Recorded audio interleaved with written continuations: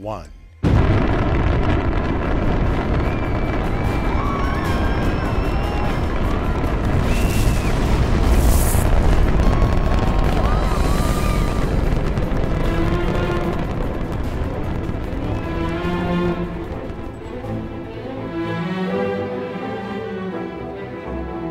Torino, the first capital of Italy.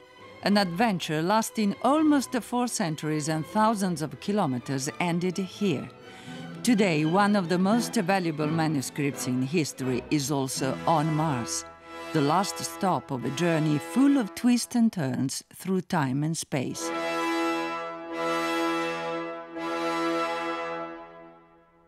Leonardo died in France in 1519. His legacy passed through the hands of kings, collectors, merchants, and thieves. 7,000 pages of observations and discoveries were gradually dispersed, forgotten, taken apart, sold, stolen, and given away, including what we now call the Codex on the Flight of Birds. Now and then, there are fleeting mentions of it. It turned up in Milan, but Napoleon took it to Paris as a trophy. It wound up in England, but some of the pages were lost. Then, a rich and passionate Russian historian managed to recover and reassemble a larger part of the Codex. Never letting it out of his sight as it traveled through Europe, he took it all the way back to Siberia. He decided it was a gift fit for a queen and presented it to Queen Margherita of Italy. The final stop on its long journey was Torino's Royal Library. The year was 1893. As luck would have it, the few missing pages were found. The complete codex was finally reunited with its author, at least virtually, because the Royal Library is also home to Leonardo's famous self-portrait. Buon pomeriggio dal telegiornale delle scienze, puntata davvero speciale oggi. May 2011, a special broadcast of Leonardo, the science news program of the Italian television RAI, is dedicated to the genius from Vinci. The guest is Charles Elaci, director of the Jet Propulsion Laboratory. Well, Leonardo is the ultimate genius. You know, as scientist and explorer, we always looked at him as the model of what he has done, particularly his treatise on flight, you know. And he basically put the foundation of us leading to traveling to Mars. Charles Elaci took part in a symbolic encounter 5 centuries in the making between the great Renaissance artist and engineer and the head of the engineers in Pasadena, the ones who drove the science of flight all the way to a new frontier in our exploration of space.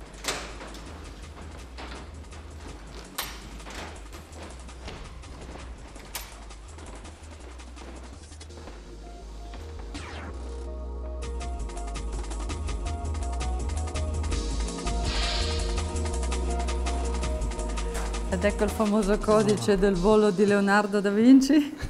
You can open it, puoi aprirlo. You could live through, cominciare a sfogliarlo, poi lo vediamo meglio. This is amazing, absolutely amazing. Yeah, all the drawing that he has done. It's hard to believe that I'm holding, you know, probably the most important document about flight. Why don't we fly to Mars? That sounds like a superb idea. I think we can scan this document, put it on a chip, and put it on the rover that will be launching to Mars later this year. So we'll talk with the Italian Space Agency, the head of the agency, to request from NASA to actually do that. Vehicle reports entry interface.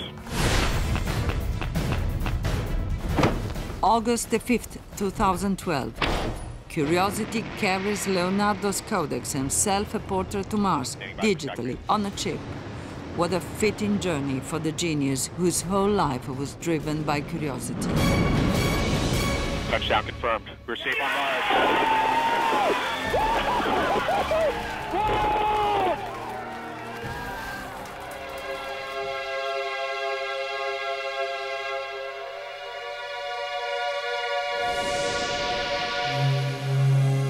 The first truly scientific study of flight is 18 pages long, written in Leonardo's notorious backwards handwriting on paper already used for earlier drawings.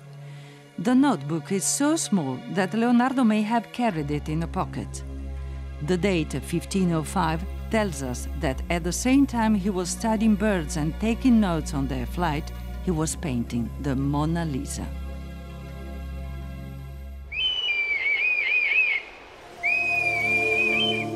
The kite, the bird that fascinated Leonardo. This thinker who flew over the boundaries between disciplines, whose genius ranged from art to physics, from anatomy to astronomy, had a great dream: to make men fly. From the wing of a kite, he envisioned that of a flying machine, but first he had to understand the secret of flight. Leonardo had long observed the water in motion, and he was the first to draw air as a fluid. In the Codex, he describes the concept of gravity. Newton would arrive to that only 2 centuries later. He identified the physical forces generated by a wing in air, and he was just on the verge of understanding the difference in pressure on the surface of the wing. But that's not all. The Codex shows that he understood how the kite maneuvers and changes attitude. He drew a pilot in a kind of a cockpit and imagined the movements to support the flight. He even devised the first airbag in history, actually a kind of wineskin filled with water to cushion the pilot in case of a fall. And who would have imagined that the pages of such sublime intuitions also contained a shopping list? There is a chicken that cost Leonardo 2 soldi, but right next to the list is his extraordinary prophecy. Piglierà il primo volo, il grande uccello, empiendo l'universo di stupore, empiendo di sua fama tutte le scritture, e gloria eterna al nido ove nacque.